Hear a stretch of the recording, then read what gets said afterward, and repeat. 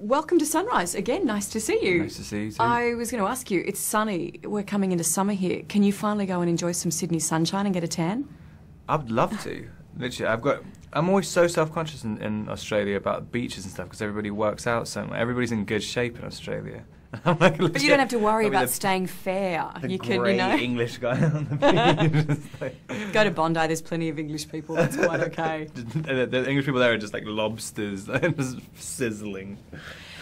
The Twilight franchise has just been so massive.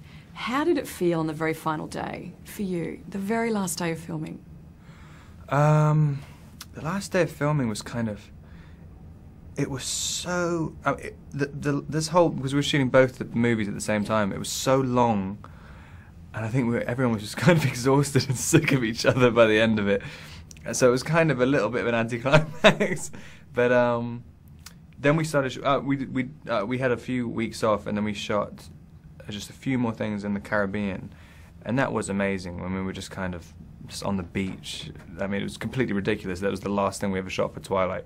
We shot the entire series in freezing cold mud pits, and then the last 2 days are in St. Thomas in the Caribbean, and that was a really nice kind of send-off, doing night shoots. Did you have a night where you all sat around, I don't know, cracked a beer and went, "Wow, this is it, we've done it"? Yeah, it was a perfect ending. We did a night shoot until the sun came up, and just kind of sat on the beach for a bit afterwards, and it was kind of great.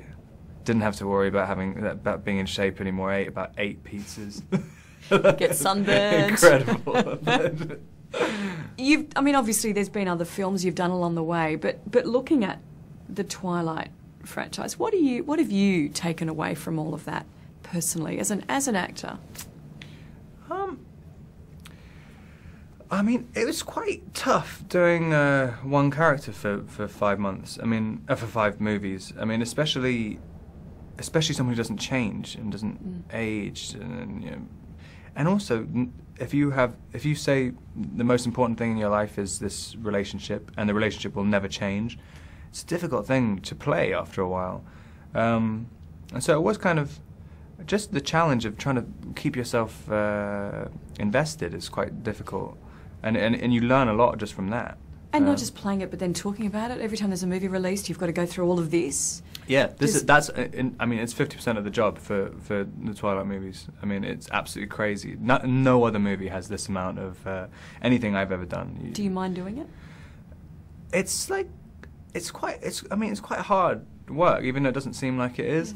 It's just kind of, but it definitely sharpens stuff. It sharpens your mind up a little bit. Sometimes I feel like I'm talking absolute nonsense, but it doesn't really seem to make any difference. We should almost read from the same question sheet. Probably half of us do, and ask you the same question over and over, and you must go a bit bonkers then. I mean, literally, I have this problem. I always desperately try and answer questions differently, because I've seen other actors who can really say like pat answers every single time to the same questions, but I think I would actually just start speaking like gobbledygook if I was trying to repeat myself. So anyway, I can sort of not lose my mind.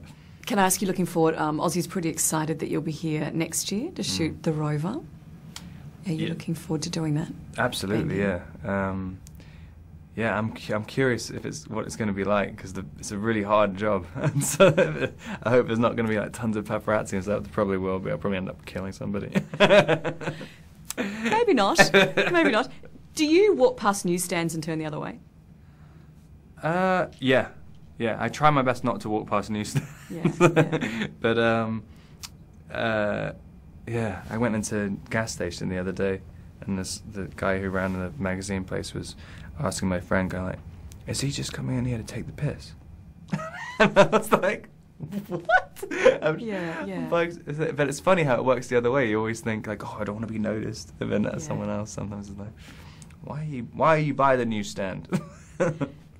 My final question, I promise, breaking dawn. Are you proud of it? Do you look at it and have, I guess, a bit of a paternal pride and a bit of love of what you've created that's made so many people so happy and still does? It's crazy. I mean, I'm still so kind of invested. My whole life is so tied up in it, but I can't really see what the actual creation was. But yeah, I mean, it was a ton of work, and kind of like whilst shooting, and also kind of outside of it, like trying to stay sane and stuff, and doing the press and kind of interacting with all the fans of it and stuff, and hoping that everyone's happy because it's really been a very fan-driven franchise right from the beginning. I mean, it was Summit was a small studio, and the first movie wasn't very big. It was all from a kind of groundswell. But yeah, it's definitely it's a massive experience for me. Fantastic. Thanks for your time. Nice to see you again. You too.